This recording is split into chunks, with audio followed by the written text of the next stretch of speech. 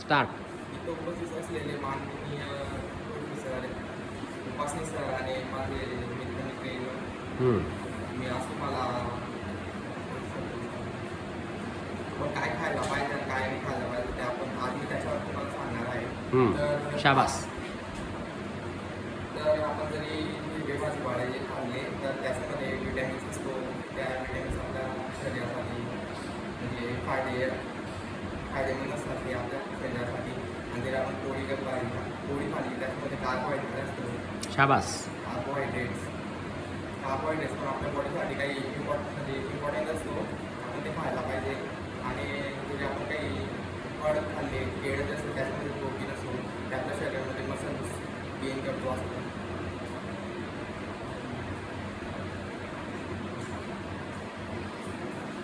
Carbohydrate तू सांगितले, vitamins अजून सांगितले.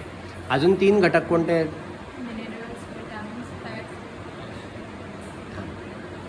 बोलली ती बघ, ऐकू आलं का तुला?